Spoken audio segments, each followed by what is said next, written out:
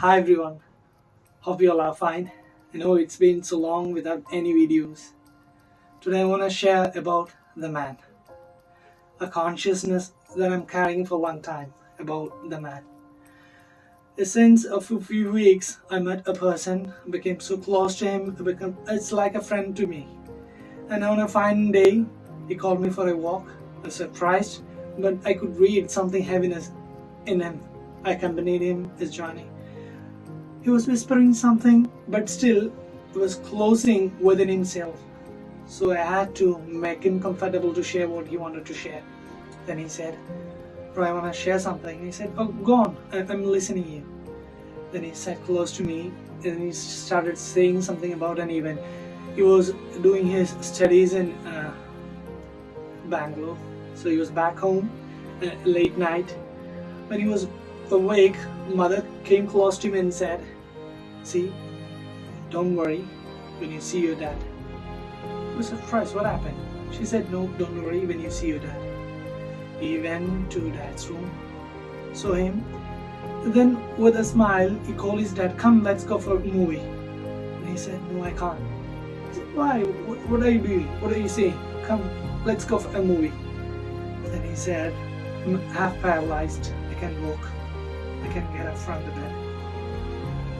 But he was not disturbed so much. He shared me the same thing. I was not disturbed then. I said, "Okay, it's fine." Yeah. So he left the room. But there was something happening within him. Then he shared me what happened. Just share me back. He said, it was then when he was with his friends, he was enjoying his drink. Those times he was introduced to alcohol and other things. He was enjoying his drinks. When he came back late home, then his father was awake. His father noticed him and noticed him that he's drunk. His son is drunk. Then he asked him, "Have you drunk?" He said, "Yes, I drank." Then his father lost his temper. Then he said, This is unfair. You should not have done this. This is not good for health." Since he was drunk, he couldn't understand the emotions. He was instinctually responded to his dad, the man. He was angry. He just threw away his plates and the dinner and he went back to bed. And the moment when he shared to me, he said, "I still remember the face of my dad, how he was those times." And at the end, he told me, "Oh, within those days when I met my dad, half paralyzed, from the day when I was angry to him, I couldn't speak with him well. I didn't face him so much. I always boycotted those moments to confront him or to have a good word or chat with him." And this was the last moment. He was bedridden, and the same day, within few days, he was critically ill. He was taken to the hospital. He was waiting outside in the hospital, and he could see his dad breathing his last. And the moment he closed his eyes, and I saw tears running down from his eyes. This is the story of the man. I know there are lots of these kind of the man or the man in and around you. And to me personally, if you ask me, I have a story, because when I joined the seminary in the hostel, I used to call in a month, at least a month, I used to call home. Whenever my dad picked up the call, I would say, "I give to mom." Then he would, without even asking anything, he would hand over the phone to mom. Even during my seminary life, even it's not just with me, even regarding my brothers, they did the same. I remember this thing because I was made aware much by my elder brother. Last month he was asking me these things.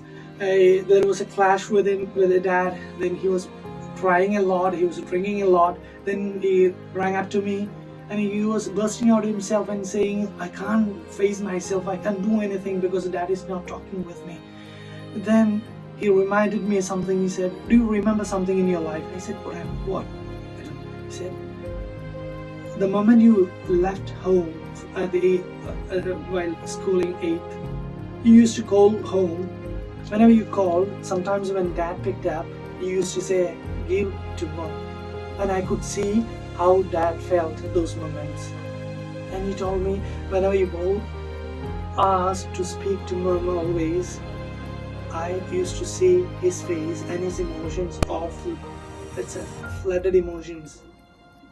Right now, I can feel the heaviness because I know the man carries a much higher consciousness or much higher feelings that is heard each and every day by the kids and the children.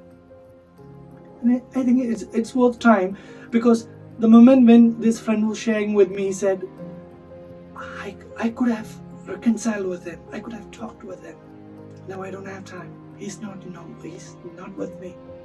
Even those times when he was bedridden, if I had a consciousness, if I had a callback within my mind, I could have went close to him and I could have shared my feelings and I could have asked a sorry to him for what I did.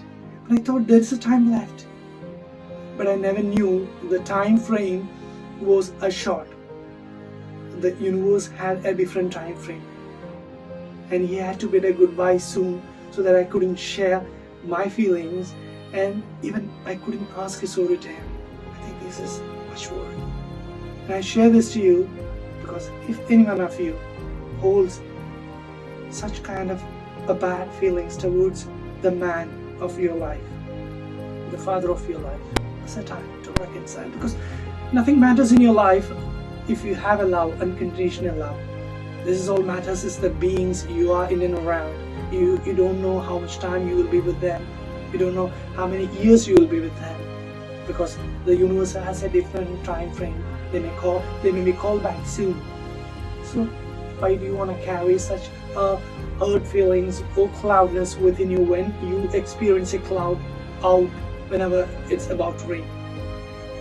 So let the clouds go. It's time to reconcile. If you are carrying such consciousness, or if you are hurt your father, the man, it's time to go close to him. Hold his hand, he will understand.